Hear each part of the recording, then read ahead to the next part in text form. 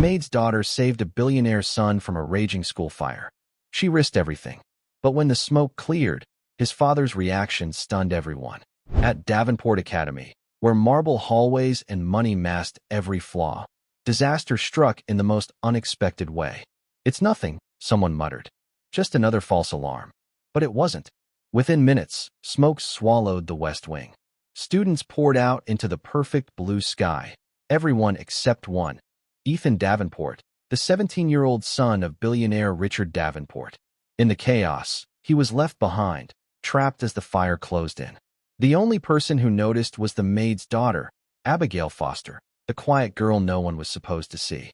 While the crowd fled, she turned back, running into the flames. In those smoke-filled corridors, choices were made that no child should ever have to face. What started as a normal day in a library ended as a desperate fight for survival inside a burning school. This is the story of how a forgotten girl became impossible to ignore when silence met fire and everything changed. Just before we dive in, let us know in the comments where you're watching from today. We love seeing how far these stories reach. And make sure you're subscribed so you don't miss tomorrow's special video. Now let's jump back in. Enjoy the story. The smell of burning plastic was the first sign that perfection had a price. 12-year-old Abigail Foster sat alone in the library, a place so quiet you could hear the dust settle.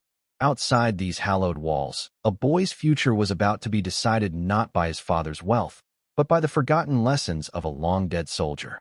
The Davenport Academy was less a school and more a monument to success.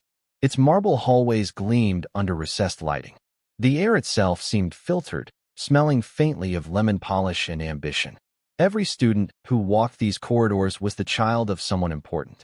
They wore their privilege like a uniform, a shield against the untidy realities of the world. Abigail Foster, known to most as Abby, had no such shield. She was an anomaly, a ghost in the machine.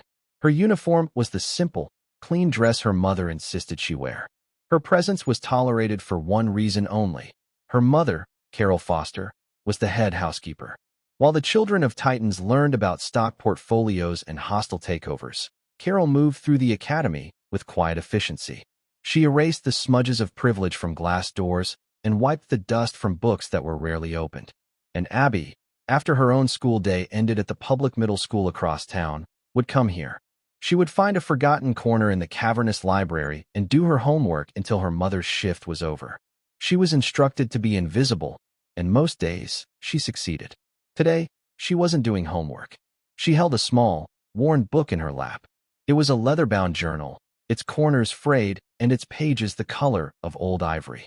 It did not belong in this library of pristine, unread classics. This book had been read 1,000 times. Its spine was soft and yielding, a testament to a life of use.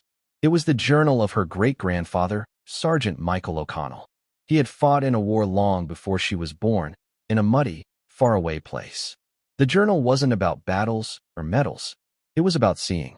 She traced a line of his faded, precise script with her finger. "The loudest noise on the battlefield is not the explosion," he had written. "It is the silence that comes right before. Fear lives in that silence. But if you listen closer, opportunity lives there too." A shadow fell over her page. Abby looked up. Ethan Davenport stood there, flanked by 2 other boys who orbited him like moons. At 17, Ethan was the undisputed king of the academy. He had his father's sharp jawline and cold, dismissive eyes. He looked at the worn journal in Abby's hands with a faint, contemptuous smirk.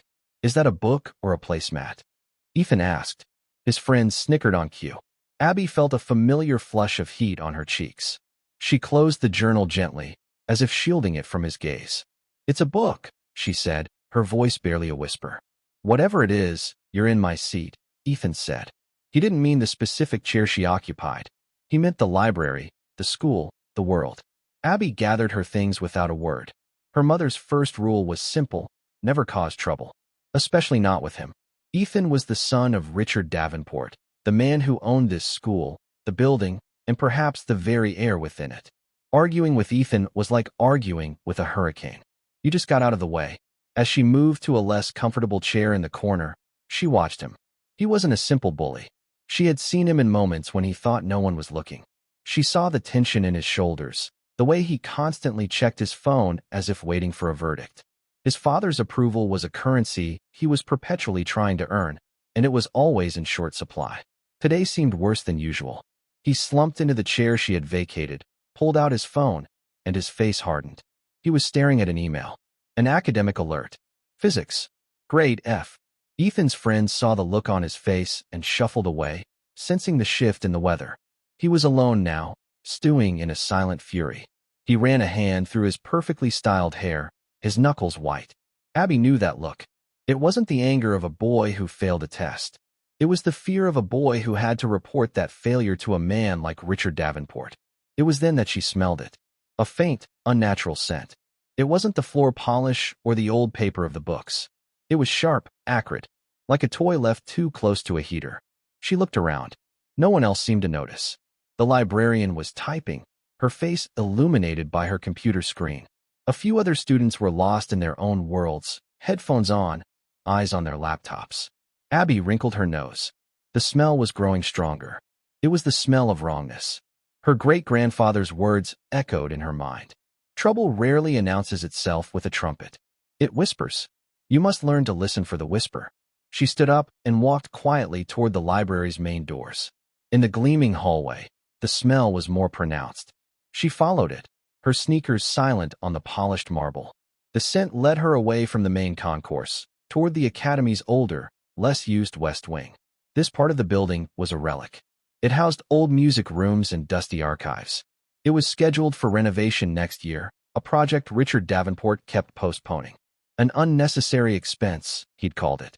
As she rounded a corner, she saw a thin, gray wisp of smoke curl from beneath the door of Music Room C. It was a lazy, almost playful curl of smoke, but it made the breath catch in her throat. Her heart began to beat a frantic rhythm against her ribs. She turned and ran back toward the library. Fire, she yelled, her voice sounding small and thin in the vast hallway.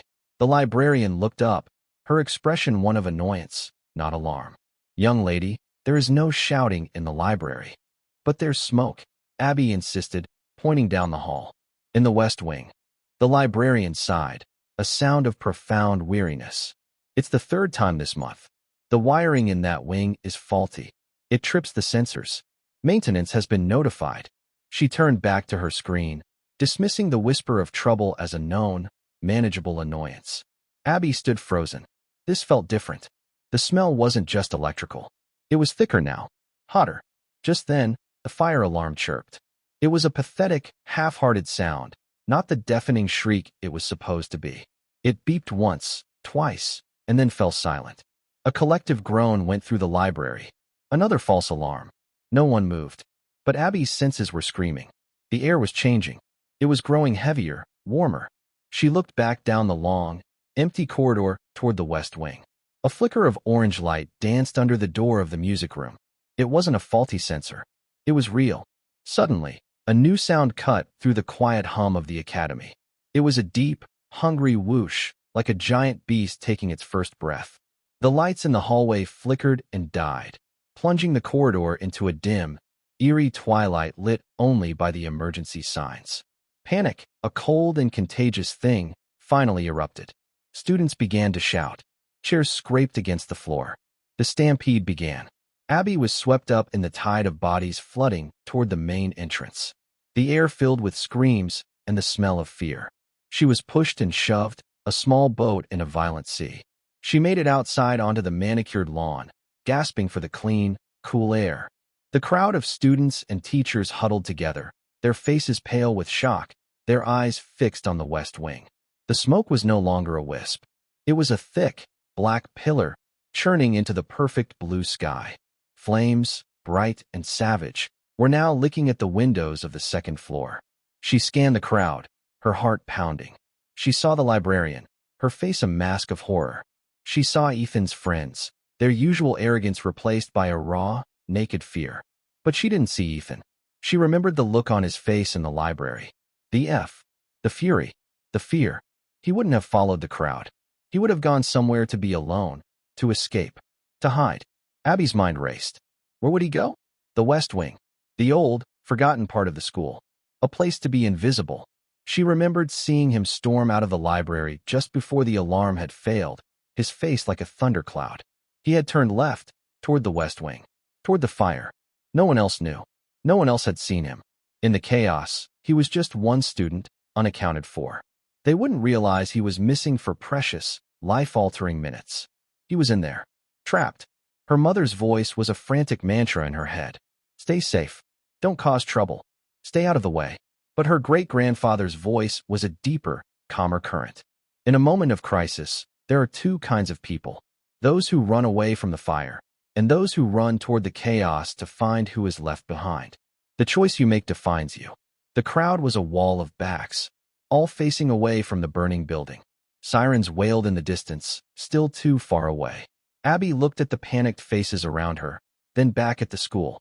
The fire was growing, consuming the old, dry wood of the west wing with a terrifying speed. Every instinct screamed at her to stay put, to stay safe. But all she could see was a boy's face, not of a bully, but of someone who was lost and scared, trapped in a cage of his father's making. Now he was in a real cage, one of fire and smoke. She took a deep breath, the smoke stinging her throat. She slipped away from the edge of the crowd, her small frame going unnoticed in the pandemonium. While the whole world was running away from the fire, Abby Foster turned and ran back toward it. The main entrance was impassable, choked with smoke. She knew another way. Her mother had shown her the service corridors, the hidden arteries of the great building. She ducked behind a row of sculpted hedges and found the steel door used by the kitchen staff. It was unlocked. She pulled it open and slipped inside, into the heart of the crisis. The air inside was thick and hot, a monster's breath. The power was out, and the only light came from the red emergency signs, casting long, distorted shadows on the walls. The distant roar of the fire was louder here, a constant, menacing growl. The building groaned around her, the sound of a living thing in pain. Her lungs burned. Her eyes watered. Every part of her wanted to turn back. She thought of Ethan, not the arrogant king of the school, but the boy with fear in his eyes. She thought of her great-grandfather, a man who walked into danger not because he was fearless, but because he believed some things were more important than fear. Don't look at the obstacle, his journal had said. Look for the path. There is always a path. Abby moved forward, deeper into the smoke-filled halls. She was no longer a ghost in the machine. She was a gear, turning against the full force of its destructive power, on a desperate search for one lost soul. The fire raged above, but down here, in the suffocating darkness, the real test had just begun. She had to find him. She had to get him out. Time was running out, measured in breaths and heartbeats, each one more precious than the last. The steel door clicked shut behind her, a sound of finality that sealed her in with the growing disaster. The service corridor was narrow, a stark contrast to the grand hallways of the academy. Here, there were no polished marble floors or recessed lighting. Just bare concrete walls and a single line of emergency lights casting a sickly red glow on the exposed pipes that snaked along the ceiling. The air was a thick, toxic soup. It scraped at the back of her throat and made her eyes stream with tears. Abby pulled the collar of her dress up over her nose and mouth. It was a flimsy filter, but it was better than nothing. She forced herself to take slow, shallow breaths, just as her mother had taught her to do when the fumes from the industrial cleaning supplies became too strong. Stay calm. Panic is a thief. It steals your breath and your sense. She moved deeper into the labyrinth. The roar of the fire was a constant companion, a predator circling just out of sight. Sometimes it was a low growl that vibrated through the soles of her sneakers. Other times it was a sharp crackle, like a tree branch snapping in a storm. The building was speaking a language of destruction, and Abby was the only one listening. She reached a junction in the corridor. One way led toward the kitchens, the other sloped down toward the boiler room before connecting to the West Wing's basement. She knew this route. She had sometimes followed her mother this way, a secret path through the school's hidden skeleton.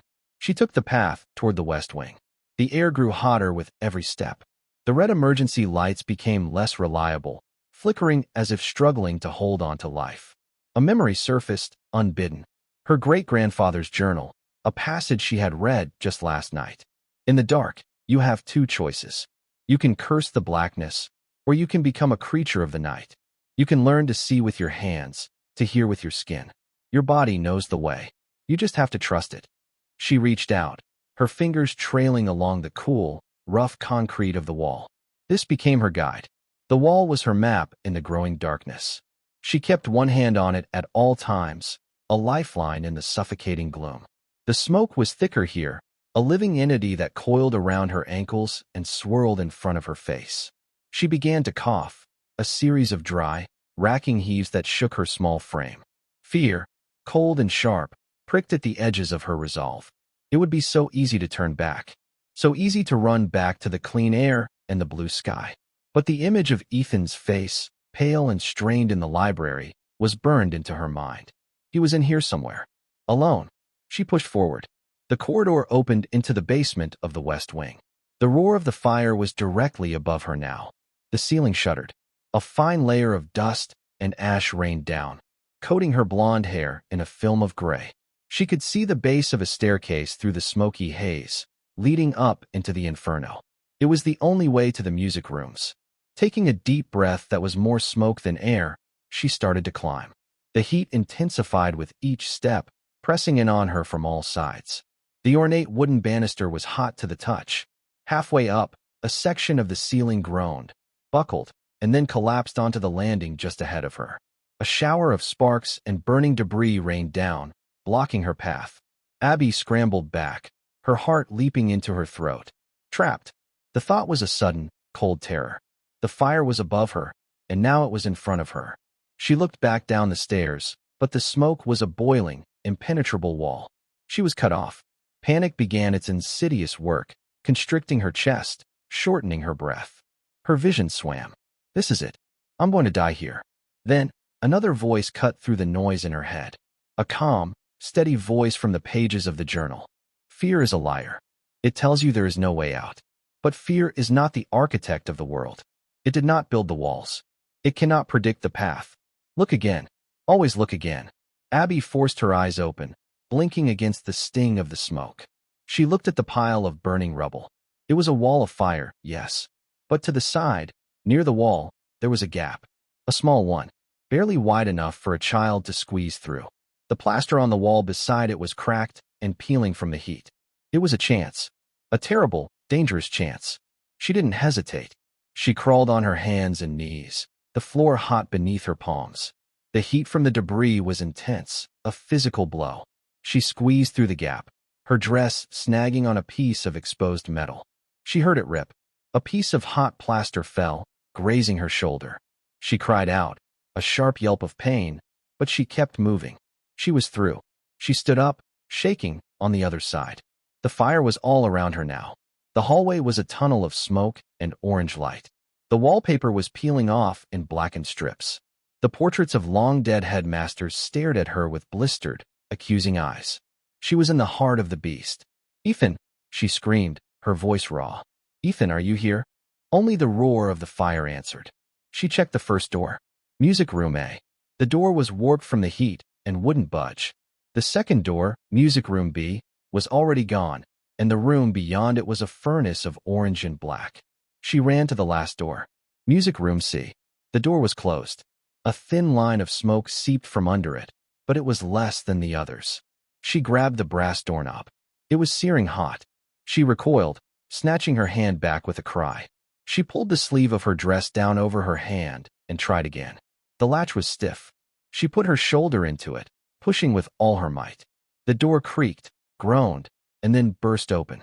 The room was filled with smoke, but the fire hadn't taken hold here yet. The heavy velvet curtains and the soundproofing on the walls had kept the worst of it at bay.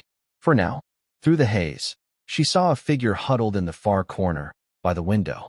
It was Ethan.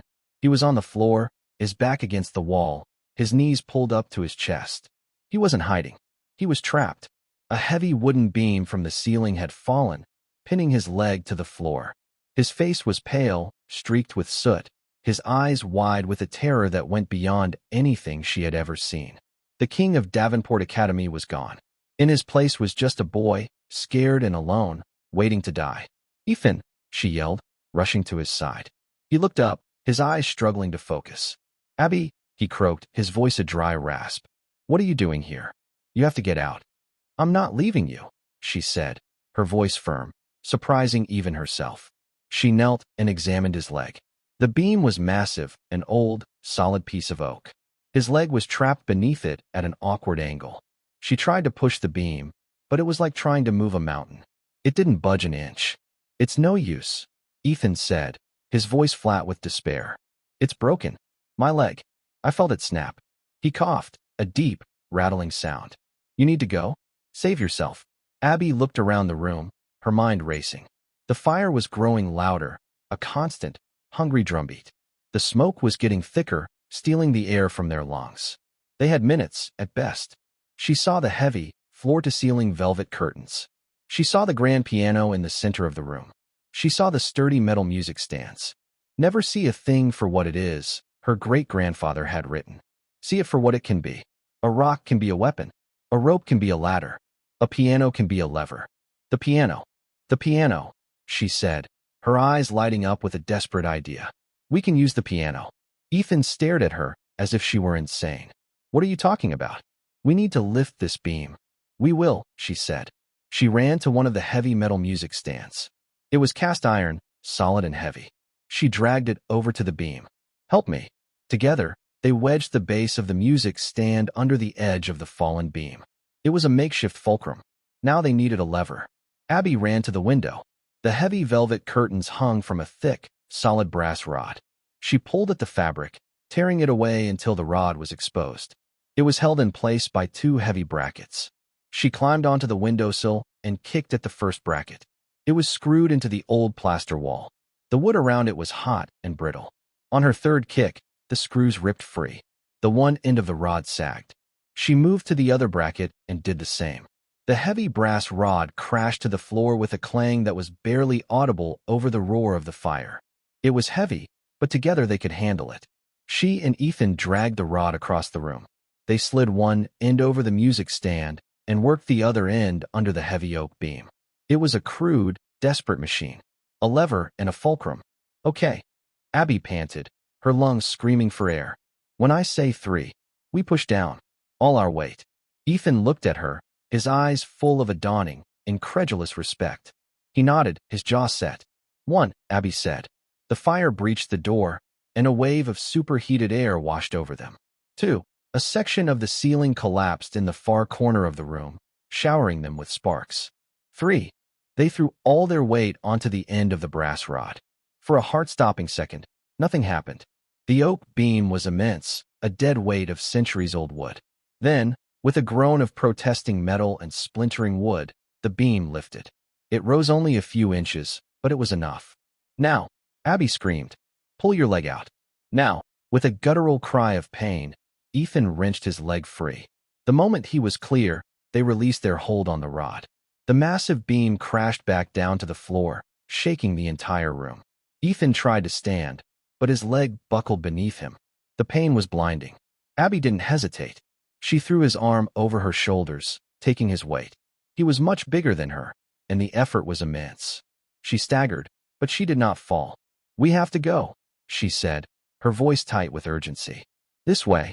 She half-dragged, half-carried him out of the music room and back into the hallway, which was now a raging tunnel of fire. The path they had come in was gone, consumed by the inferno. The ceiling was collapsing in sections. Burning embers rained down around them like deadly snow. There was no way forward, no way back. They were trapped between two walls of fire, in a collapsing building, with the smoke stealing the last of their air. The whisper of trouble had become a deafening roar, and the path had finally, terrifyingly, disappeared. The world had been reduced to a roaring, blistering chaos. The hallway was a throat of fire, swallowing the air, the light, the very possibility of survival. Every breath was a gamble, a searing intake of smoke and ash that felt like swallowing glass. Ethan sagged against Abby, his larger frame a dead weight. The initial shock of his injury was giving way to a pain-induced delirium. His eyes were unfocused, his breathing shallow and ragged. "It's over," he rasped, his voice a ghost of its former arrogance. "We're not getting out." Abby's own hope was a guttering candle flame in a hurricane. The heat was a physical presence, a giant hand pressing down on them, squeezing the life out. The skin on her face felt tight and hot, as if she were standing too close to a bonfire. The roar of the flames was inside her head now, a deafening, endless wave of sound. It was easy to believe him. It was easy to give up, to lie down and let the fire take them. But her great-grandfather had faced worse. He had been trapped behind enemy lines, in a frozen forest, with no food and no hope. He hadn't given up. He had written about it in his journal, his script precise even as he described the gnawing hunger and the bone-deep cold. Despair is the easiest path. It is a warm blanket that smothers you. You must refuse it. You must stand up in the cold and take one more step, and then another. The act of moving is an act of defiance. And life is defiance. Abby's eyes, red-rimmed and streaming, darted around the fiery corridor. She wasn't looking for a door. She was looking for a weakness, a flaw in the monster that was trying to consume them. The walls were old lath and plaster, covered in thick, academic wallpaper.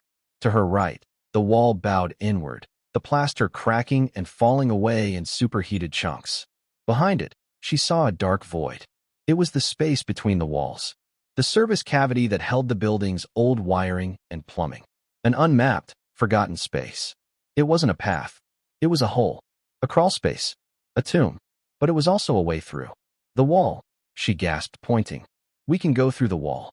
Ethan followed her gaze, his expression blank. It's a wall, Abby. No, she insisted, her voice gaining a strange, fierce clarity. It's a door.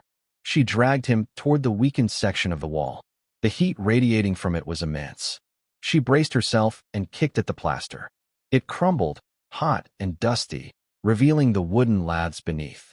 They were old, dry, and already beginning to smolder. She kicked again, and then again, her small body fueled by a desperate, adrenaline-fed strength. A section of the lath splintered and broke. It was enough. She pushed Ethan toward the opening. Get in. You have to crawl. He stared at the dark, narrow hole. It was filled with dust, cobwebs, and the ghosts of 100 years of neglect. But it was also shielded, for the moment, from the direct heat of the fire. He hesitated. Go! Abby screamed, her voice cracking. A section of the ceiling above them tore loose with a sound like a cannon shot. That was the only motivation he needed. Ethan scrambled through the opening, his injured leg dragging uselessly behind him. The pain made him cry out, but he didn't stop. Abby pushed him from behind, forcing him deeper into the darkness. As soon as he was clear, she squeezed in after him, just as the entire ceiling in the hallway collapsed in a roaring avalanche of fire and debris. They were in utter blackness. The roar of the fire was muffled now, a distant, angry beast. The air was still thick with smoke, but it was cooler. Dust choked her, the ancient, undisturbed dust of the Academy's bones. The space was tight, a narrow channel between the hot plaster of the hallway and the cool, solid brick of the building's exterior shell. It smelled of decay and roasted wood. Abby could hear Ethan's ragged breathing just ahead of her. She could feel the vibrations of his coughing through the floor. They were alive. They had defied the fire. For now, I can't see, Ethan whispered, his voice trembling. I can't see anything. You don't need to see, Abby said, her own voice calmer than she felt. She was channeling the old soldier now. She was becoming a creature of the night. You need to feel. Crawl. Stay close to the brick wall on your left. It's the outside wall. It will lead us away from the fire. She put a hand on his ankle, a point of contact in the suffocating darkness. I'm right behind you. Just keep moving. And so they began their slow, agonizing journey. It was a primal kind of movement, a regression to the most basic form of locomotion. They crawled on their hands and knees through a space that was never meant for human passage. Splinters from the rough-hewn floorboards dug into Abby's palms. The dust was a constant irritant, a thick, gritty coating in her mouth and throat. Every few feet, they had to navigate around thick, cloth-wrapped electrical conduits and old iron pipes. Ethan was in agony. Every movement was a fresh wave of pain from his broken leg. He grunted and moaned, but he did not stop. The boy who had sneered at her worn book was now following her every instruction, his life utterly dependent on the small, determined girl crawling behind him. The fire was their pursuer. They could hear it, a constant, menacing presence on the other side of the plaster wall. Sometimes, the wall would glow a dull, angry red, and they would feel a wave of heat wash over them. In those moments, They crawled faster. Time ceased to have meaning. There was only the darkness, the pain, and the slow, desperate crawl toward an unknown destination. Abby's world shrank to the space directly in front of her face, to the feel of the rough wood beneath her hands and the sound of Ethan's labored breathing. She kept her great-grandfather's words in her mind, a shield against the encroaching despair. Your body can go further than your mind thinks possible. The mind gives up first. It whispers that you are tired, that you are hurt, that you should rest. You must teach your mind to be quiet. You must teach it to obey the will to live. Her own body was screaming in protest. Her muscles ached. Her shoulder, where the hot plaster had grazed her, was a searing point of pain. Her throat was raw, her lungs on fire. But she did not stop. She couldn't. Her will was now tied to Ethan's. She was the engine, and he was the cargo. If she stopped, they would both die in this dusty, forgotten tomb. After what felt like an eternity, she felt a change in the air. A faint, almost imperceptible coolness. And a new smell. Not smoke, not dust. It was the smell of damp earth and old stone. They had reached the foundation of the building. They had crawled the entire length of the west wing, 100 feet of darkness and pain. "We're getting close," she whispered, her voice a dry crackle. The crawl space began to slope downward. Up ahead, she saw a faint, grayish light. It was the most beautiful thing she had ever seen. "Look," she said, her voice filled with a desperate hope. Light. The light was coming from a small, grime-covered grate set into the foundation wall. It was an old coal chute, long since sealed and forgotten. It led to the outside. It led to life. Ethan saw it too, and he was filled with a renewed, frantic energy. He clawed his way toward it, dragging his broken leg behind him. He reached the grate and pushed. It was heavy, cast iron, and rusted shut. He pushed again, with a guttural roar of effort and frustration. It didn't move. "It's stuck," he cried, his voice breaking with despair. He slumped against the wall, his brief flicker of hope extinguished. "It's rusted shut." He began to cough, a deep, racking spasm that left him breathless.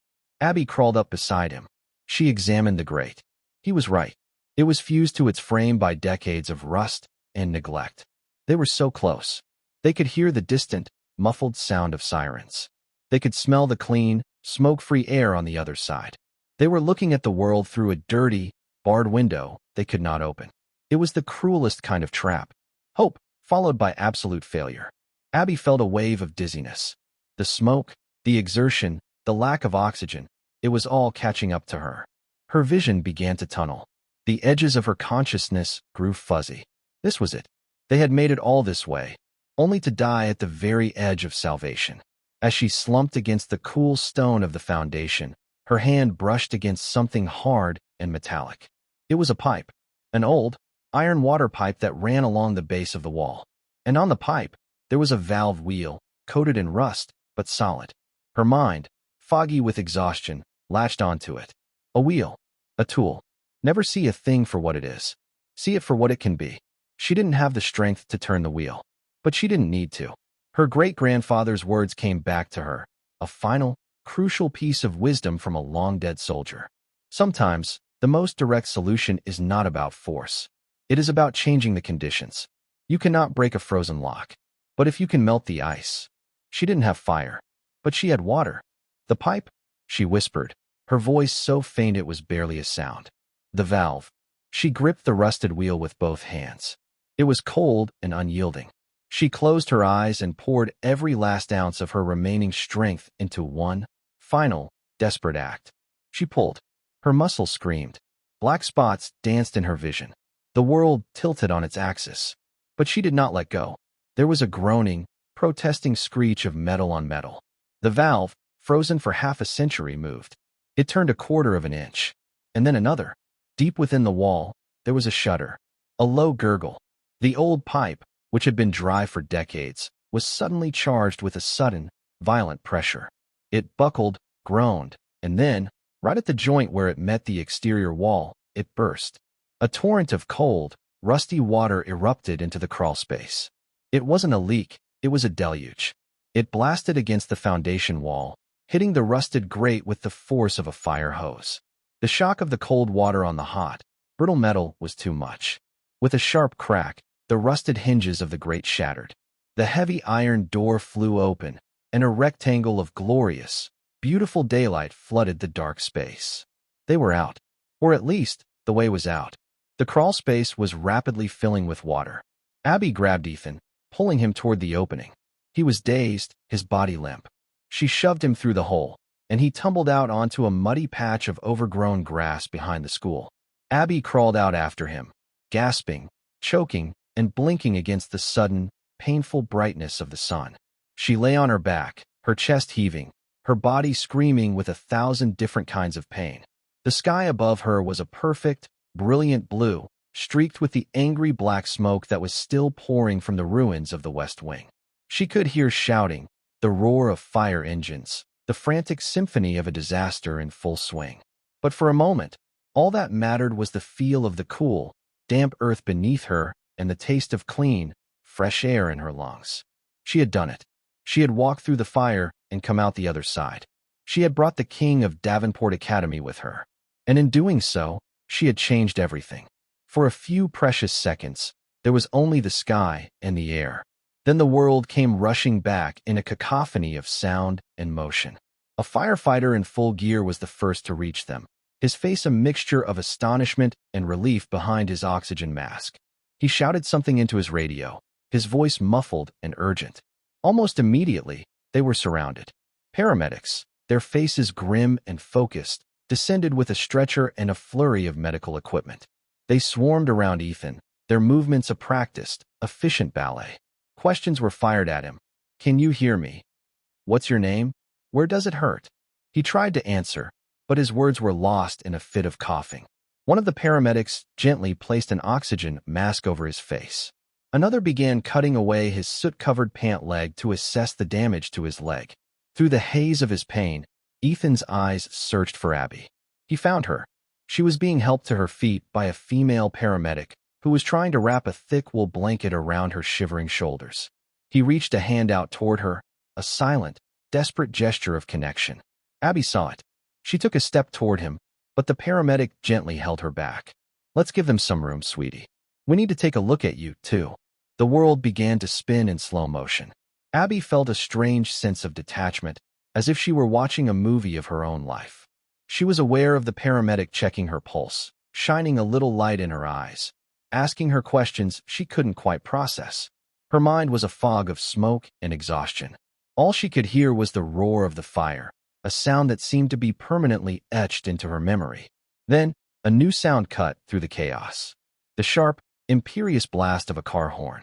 A sleek, black limousine, the kind of car that doesn't so much drive as it arrives, had plowed through the emergency cordon, scattering firefighters and police officers like pigeons.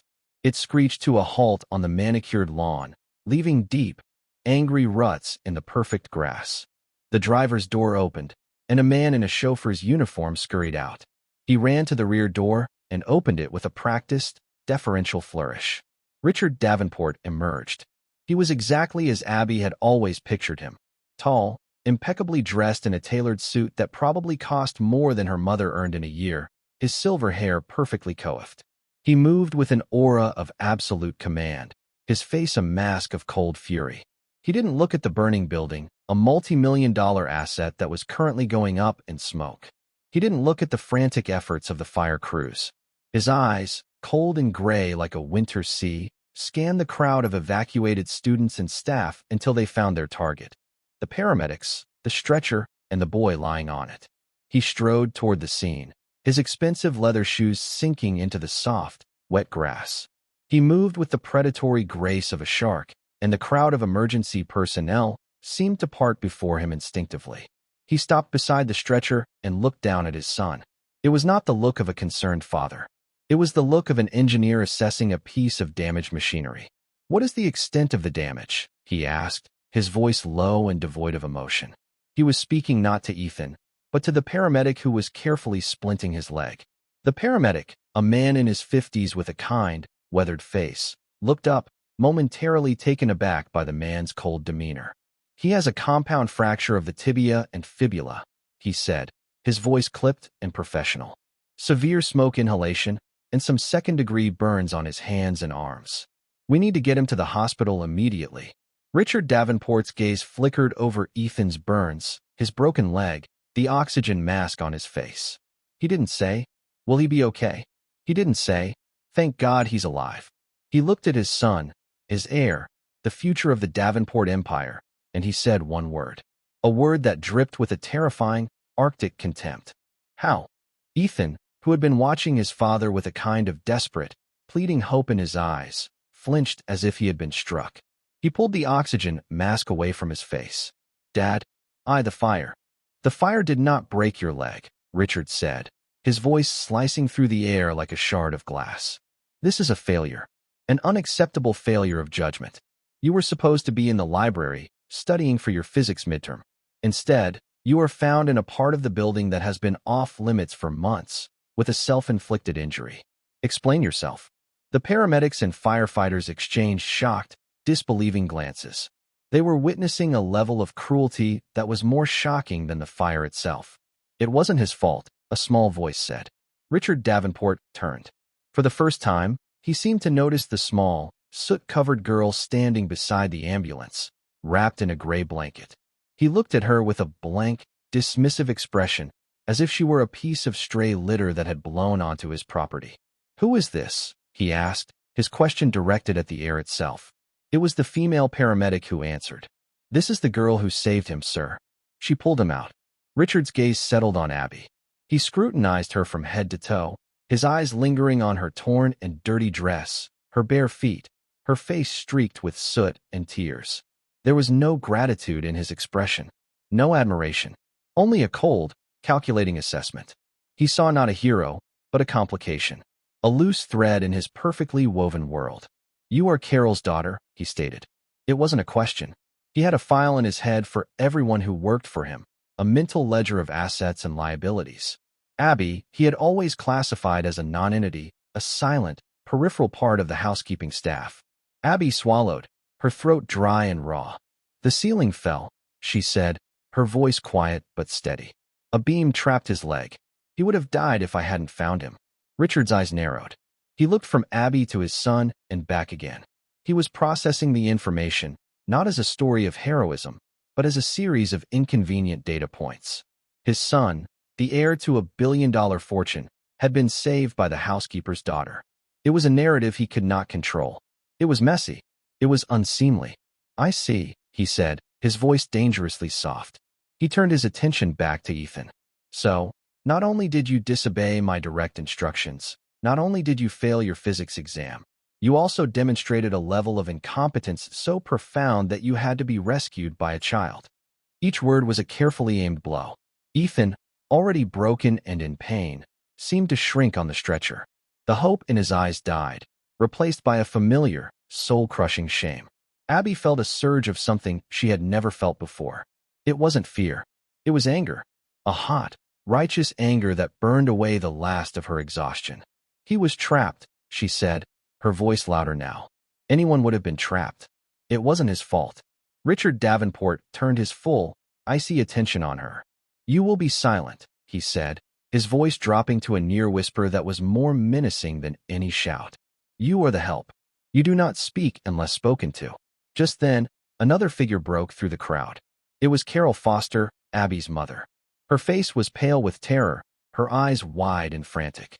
She had been at the other end of the campus, supervising the cleaning of the gymnasium, when she had heard the news. She ran to Abby, her arms wrapping around her daughter in a fierce, protective embrace. "Oh, Abby, my baby," she sobbed, holding her tight. "Are you all right? I was so scared." She pulled back and examined her daughter, her hands fluttering over the burns and scrapes, her eyes full of a mother's terrified love. "I'm okay, Mom," Abby whispered, leaning into her mother's embrace, the familiar scent of lavender and clean linen a comforting anchor in the swirling chaos. Carol looked up and saw Richard Davenport watching them, his face an unreadable mask of stone. Her body stiffened. The fear in her eyes was replaced by a different kind of fear, the deep, ingrained fear of an employee for a powerful and unpredictable employer. "Mr. Davenport," she said, her voice trembling slightly. "I am so sorry. I don't know what she was thinking. I told her to stay out of the way." Richard said nothing. He simply looked at Carol, and then at the daughter she was holding. He was putting the pieces together. The disobedient son, the heroic maid's daughter, the potential for a story that would paint his family in a weak, unfavorable light. He reached into the inner pocket of his suit jacket and pulled out a checkbook and a gold pen. He uncapped the pen with a soft, expensive click. He wrote quickly, his movements precise and economical. He tore the check from the book and held it out. Not to Abby, the girl who had saved his son's life, but to her mother. "A bonus," Richard Davenport said, his voice flat and businesslike. "For your trouble, and for your silence. This incident is a private family matter. I trust you will ensure your daughter understands that. She will not speak of this to anyone. Not the press. Not the school. No one. Is that clear?" The paramedics, the firefighters, even Ethan, stared at the check. It was a piece of paper, but it was also a gag order. It was a price tag. It was a dismissal. It was the final, stunning, and utterly cold-hearted reaction of a man who saw the world not in terms of people, but in terms of transactions. He wasn't rewarding a hero. He was buying a problem and making it go away. Carol stared at the check in his outstretched hand. Her face was a canvas of conflicting emotions: fear, confusion, and a dawning, terrible understanding. She looked at her daughter, covered in soot, her small body trembling with exhaustion and shock. She looked at the billionaire, his face impassive, his hand steady. She looked at the check, a piece of paper that represented more money than she made in a year. A piece of paper that was meant to buy her daughter's courage and erase it from the world. The choice she made in that moment would be as important as the one her daughter had made in the heart of the fire. The entire world of Davenport Academy, with all its power and its privilege, held its breath, waiting to see what she would do. Carol Foster looked at the slip of paper. It was neatly printed, the amount written in a confident, masculine script. It was enough money to fix the transmission in her old car. It was enough to buy a new winter coat, the kind that didn't let the wind cut through to the bone. It was enough to stop worrying, just for a little while, about the bills that piled up on her small kitchen table. It was a key to a slightly easier life. Then she looked at her daughter. Abby was watching her, her blue eyes wide and serious. She wasn't crying. She wasn't pleading. She was just watching, with a quiet strength that seemed impossibly old for a 12-year-old. In her daughter's soot-streaked face, Carol saw not a victim, but a victor. She saw a girl who had walked through hell and emerged, not just alive, but whole. Abby had done something brave and true, something that could not be measured in dollars and cents. To accept the check would be to tell her that it could. It would be to tell her that her courage had a price tag, and that this man, with his cold eyes and his endless money, had the right to set it. Carol thought of the generations of women in her family who had worked hard, kept their heads down, and accepted what the world gave them. She had always believed that was the only way to survive. To be invisible, to cause no trouble. But her daughter had just taught her a different lesson. She had taught her that sometimes the only way to survive is to become visible, to stand up, to be trouble for the people who believe the world belongs to them. Slowly, deliberately, Carol raised her hand. Not to take the check, but to gently push Richard Davenport's hand away. Her fingers, chapped and clean from a lifetime of hard work, brushed against his manicured ones. It was a small, quiet gesture, but it landed with the force of a thunderclap. "We don't need a bonus, Mr. Davenport," she said. Her voice was soft, but it carried a weight of newfound steel. "My daughter did not save your son for a reward. She did it because it was the right thing to do." Richard Davenport's face, for the first time, registered an emotion, disbelief. It was a faint, almost imperceptible flicker in his cold gray eyes, but it was there. He was a man who believed that everything and everyone had a price. The concept of an action motivated by simple decency was as foreign to him as a language from another planet. He looked at Carol as if she had just sprouted a second head.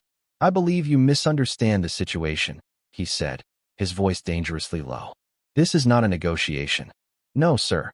It's not," Carol agreed. "My daughter is not for sale." Before Davenport could respond, another voice cut in. It was the battalion chief, a man with a grizzled face and a chest full of medals, who had been quietly observing the scene. "Is this the young lady who went back inside?" he asked, his voice a low rumble of authority. He looked at Abby, and his eyes, unlike Davenport's, were full of a deep and profound respect. "Yes, Chief," the female paramedic answered. She pulled him out of the West Wing just before the roof went. By herself. The fire chief took a step forward, his heavy boots sinking into the grass. He stood between the Fosters and Richard Davenport, a physical barrier of solid, unassuming authority. He knelt down, so he was eye level with Abby. "That was the bravest thing I've seen in 30 years on the job, little one," he said, his voice gentle. "You have the heart of a real hero." He then looked over his shoulder at Richard Davenport. "And your father's reaction, young man," he said, his gaze shifting to Ethan on the stretcher, "should be one of gratitude, not an interrogation." It was at that moment that the final, unexpected twist occurred.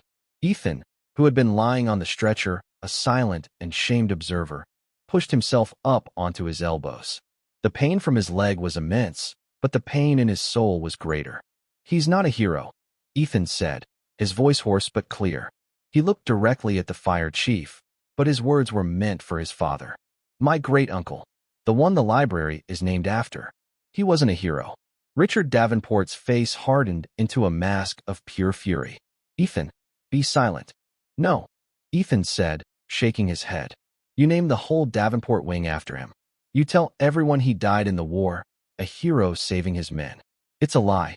The fire chief looked from the boy to the billionaire, a flicker of understanding in his old eyes. He had seen this kind of family drama play out 100 times, in mansions and in trailer parks. The truth always had a way of coming out in a crisis. "My mother told me the real story," Ethan continued, his voice gaining strength. "He didn't die in battle. He died in a training accident. A stupid, pointless accident. He was cleaning his rifle, and it went off. He was clumsy. He was scared. He never even saw combat. You invented the whole hero story because you were ashamed. Because you thought the truth wasn't good enough for the Davenport name." Richard Davenport was speechless. His carefully constructed world, his legacy built on a foundation of curated lies, was being dismantled in front of an audience of paramedics and firefighters by the very air he had tried to mold in his own image. Ethan's gaze shifted to Abby. His eyes, for the first time, were clear of arrogance and fear. They were filled with a raw, painful, and deeply sincere awe. "You want to see a hero, Dad?" he said, his voice cracking with emotion. "Look at her. She's 12 years old. Her mother cleans the toilets. She has nothing. And she walked into a burning building to save my life. She didn't do it for a plaque or a story. She did it because she's better than us." He fell back onto the stretcher, exhausted and spent, the truth having taken every last ounce of his strength. A profound, echoing silence fell over the small group. The paramedics carefully lifted the stretcher and began carrying Ethan toward the waiting ambulance. As they passed Richard Davenport, he didn't even seem to see them. He was staring at the space where his son had been, his face pale, his perfect composure finally, irrevocably shattered. The fire had not just destroyed a wing of his school. It had burned down the very foundation of his life, revealing the hollow, rotten core beneath. 1 week later, Abby sat in her usual corner of the Davenport Academy library, or what was left of it. The main reading room had survived, but it smelled of smoke and chemical cleaners. The West Wing was a blackened, skeletal ruin, visible through the tall, arched windows. The school was closed for repairs, but Carol had been called in to supervise a special cleaning crew, and Abby had come with her. She was holding her great-grandfather's journal in her lap. She had read it cover to cover 3 times in the past week. His words were no longer just stories. They were a part of her. A figure appeared at the end of her table. It was Ethan. He was on crutches, his leg in a massive cast covered in signatures. He moved awkwardly, but his face was different. The arrogance was gone. The fear was gone. He looked younger, and at the same time, much older. He didn't say anything at first. He just stood there for a long moment. Then, he placed a book on the table in front of her. It was a brand new, leather-bound volume. A physics textbook. I thought you might need this more than me," he said, a faint, embarrassed flush on his cheeks. "I'm not coming back here. I'm transferring to the public high school next semester." Abby looked at him, surprised. "Why?" "Because I want to be somewhere real," he said. He looked around the vast, empty library. "This place, it's not real. It's a story my father told himself. I need to find my own story." He paused, then looked her directly in the eye. "Thank you, Abby. You didn't just save my life. You saved me." He turned and began to hobble away. "Ethan," Abby called out. He stopped and looked back. My great-grandfather, she said softly. He wasn't a general or a decorated officer. He was just a sergeant. He was scared all the time. But he said that courage isn't about not being afraid. It's about being afraid and doing what needs to be done anyway. A slow smile spread across Ethan's face. A real smile, not a smirk. I think I'd like to read that journal of yours sometime. I'd like that, Abby said. As he walked away, Abby opened the physics textbook. On the inside cover, in a messy, boyish scrawl, he had written a single sentence. To Abby, the girl who understands the true nature of friction and momentum. And courage. She looked out the window at the burned-out shell of the West Wing. It was a scar on the face of the perfect academy. But it was also something else. It was a monument. Not to a fake hero, but to a real one. A reminder that the biggest fires are not the ones that burn down buildings, but the ones that burn away the lies we tell ourselves. And that sometimes, the only person who can lead you out of the smoke is the one you never saw at all. The quiet girl in the corner of the library, who knew how to listen for the whisper of trouble and had the courage to answer its call. And that's where we'll end the story for now. What did you think of this journey? Have you ever experienced something similar or discovered hidden meaning in an unexpected place? Share your thoughts in the comments below. I'd love to know what you were doing while listening. Maybe relaxing after work, on a late-night drive, or just winding down. I truly enjoy hearing your own stories. And if you want to make sure we cross paths again, hitting like and subscribing makes a huge difference. There are so many more inspiring journeys waiting to be told. Tell me, where are you watching from today? Remember, the people around us often carry extraordinary gifts we might never expect. Sometimes all it takes is someone believing in them. Until next time, keep your heart open to life's little surprises, and thank you for spending this time with me.